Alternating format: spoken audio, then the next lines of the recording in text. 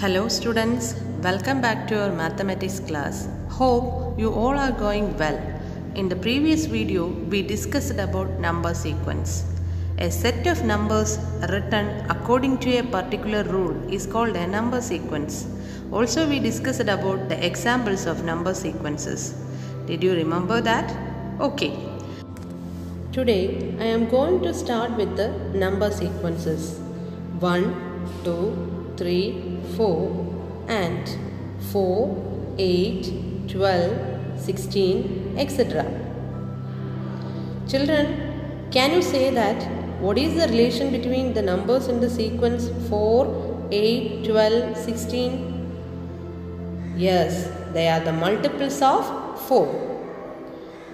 The numbers forming a sequence is called its terms. Once again, the numbers forming a sequence is called its terms. Here, 4 is the first term, 8 is the second term, 12 is the third term, and so on. Let us write the position and terms of the sequence. Okay. Position 1. Term. What is the term there? 4. Position 2. The term is 8. In position 3, term is 12. In position 4, what is the term? 16. You got the idea? Okay. Here, 4 into 1 equal to 4. 4 into 2 equal to 8. 4 into 3 equal to 12. 4 into 4 equal to 16, and so on. If so, can you say that what is its 10th term? Yes, very good. It is 4 into 10, 40. Okay, next. What is its 25th term? Yes, it is 4 into 25, 100. Next, we have to use some algebra here.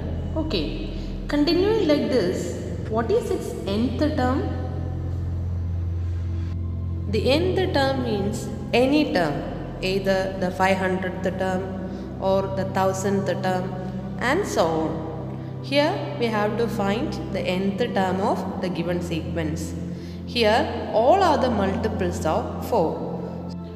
10 into 4, 40, 25 into 4, 100, then n into 4, 4n. So the nth term is 4n. This nth term is called algebraic form of a sequence. The nth term is called algebraic form of a sequence. Here the nth term or the algebraic form is 4n. Is it clear for you? Nth term or the algebraic form is 4n here. The terms of the sequence can be represented by x1, the first term, x2, the second term, x3, the third term, x4, the fourth term, x5, the fifth term, etc. up to xn, the nth term. Once again, the terms can be represented as x1, x2, x3, x4, etc. up to xn. Or y1, y2, y3, y4, etc. up to yn. In another way, we can represent it as t1, t2, t3, t4, t5, etc. up to tn. Is it clear for you? So, here we can write xn equal to 4n. Is it clear for you, children? Okay. Next, let's find algebraic form of some sequences. First one, set of even numbers. 2, 4, 6, 8. Here, 2 is the first term, 4 is the second term, 6 is the third term, and so on. Children, let's write its position and term. Okay. In position 1, there is 2. In position 2, there is 4. In position 3, there is 6. In position 4, there is 8 and so on. We have to find its nth term. First of all, we have to check the relation. Okay, 1 into 2 equal to 2, 2 into 2 equal to 4, 3 into 2 equal to 6, 4 into 2 equal to 8. If so, what is its nth term? Very good. It is 2n. 2 into n, 2n. So we can write its algebraic form xn equal to 2n.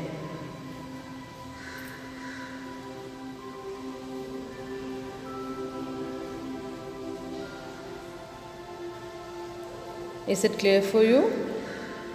Algebraic form xn equal to 2n. Next, set of odd numbers. Let's write its position and term. Okay, in position 1 there is 1. In position 2 there is 3. In position 3 there is 5. In position 4 there is 7. And so on. We have to find its nth term. Let's check what is the relation between position and term. Here 2 into 1 minus 1 equal to 1. Isn't it? 2 into 1 minus 1 equal to 1. In the same way, we can write 2 into 2 minus 1 equal to 4 minus 1, 3. Similarly, we can write 2 into 3 minus 1. 2 into 3 is 6. 6 minus 1 equal to 5. So, continuing like this, we have to find our nth term. We already know that odd numbers are 1 minus of even numbers. So, it is equal to 2n minus 1. Next example, set of perfect squares. First we have to write its position and term. First position there is 1. In second position there is 4. In third position there is 9. And so on. We have to find its nth position. Before finding the nth position, children, can you say that what is its 10th position? So, let's check the relation between position and term. Here, 1 square equal to 1, 2 square equal to 4, 3 square equal to 9, then 10 square equal to 100. Okay, now you can easily find its nth term. Its nth term equal to n square. So, we can write the algebraic form xn equal to n square. Is it clear for you? Okay. Hope you all understood this video. If you have any doubt, please ask me through WhatsApp. Stay safe. Thank you.